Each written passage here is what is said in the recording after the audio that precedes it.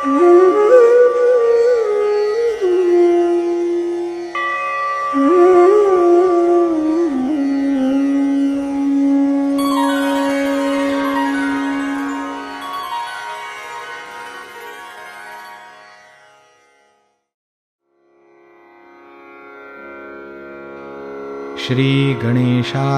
नमः। अस्य श्रीरामरक्षास्तोत्रमन्त्रस्य बुधकौशिकऋषिः श्रीसीतारामचन्द्रो देवता अनुष्टुप्छन्दः सीताशक्तिः श्रीमद्हनुमानकीलकम् श्रीरामचन्द्रप्रीत्यर्थे जपे विनियोगः।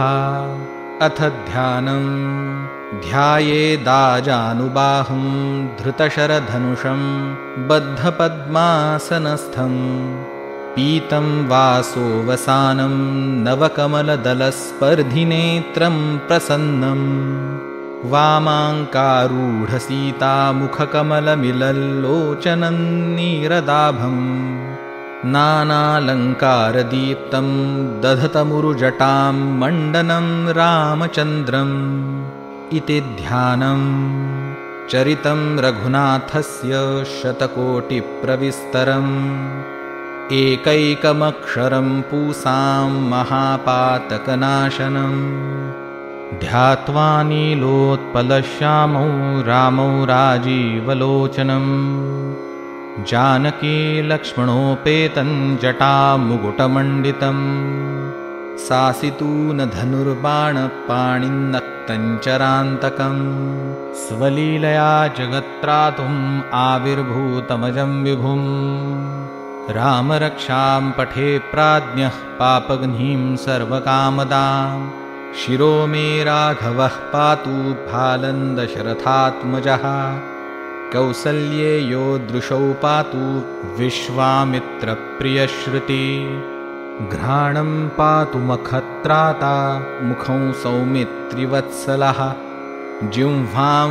विद्यानिधिः पातु कण्ठं भरतवन्दितः स्कन्धौ दिव्यायुधः पातु भुजौ भग्नेशकार्मुकः करौ सीतापतिः पातु हृदयं जामदग्नजित् मध्यं पातु खरध्वंसी नाभिञ्जाम्बवदाश्रयः सुग्रीवेशः कटी पातु सक्थिनी हनुमत्प्रभुः ऊरूरघूत्तमः पातु रक्षः कुलविनाशकृत् जानुनी सेतुकृत् पातु जङ्घे दशमुखान्तकः पादौ बिभीषणः श्रीदः पातु रामोऽखिलं वपुः एतां रामबलोपेतां रक्षायः सुकृती पठेत् सचिरायुः सुखी पुत्री विजयी विनयी भवेत् पातालभूतलव्योमचारिणश्छद्मचारिणः न द्रष्टुमपि शक्तास्ते रक्षितौ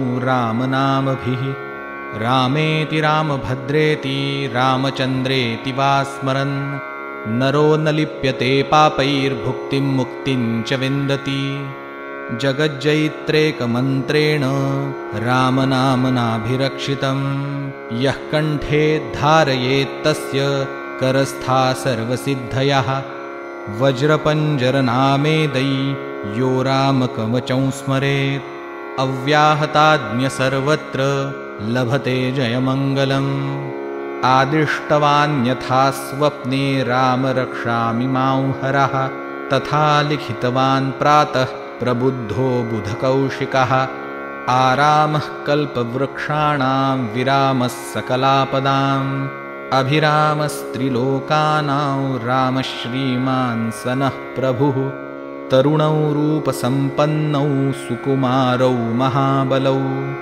पुण्डरीकविशालाक्षौ चिरकृष्णाजिनाम्बरौ फलमूलाशिनौ दान्तौ तापसौ ब्रह्मचारिणौ पुत्रौ दशरथस्येतौ भ्रातरौ रामलक्ष्मणौ शरण्यौ सर्वसत्त्वानां श्रेष्ठौ सर्वधनुष्मतां रक्षः कुलनिहन्तारौ त्रायेतान्नो रघुत्तमौ आतसज्ज धनुषा विषुस्पृशा वक्षया शुगनिषङ्गसङ्गिनौ रक्षणाय मम रामलक्ष्मणावग्रतः पथि सदैव गच्छताम्।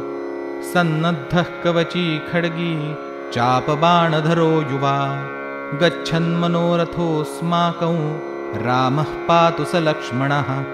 रामो दाशरथिः शूरो लक्ष्मणानुचरो बली, काकुत्स्थः पुरुषः पूर्णः कौसल्येयो रघुत्तमः। वेदान्तवेद्यो यज्ञेशः पुराणपुरुषोत्तमः, जानकीवल्लभः श्रीमान् अप्रमेयपराक्रमः।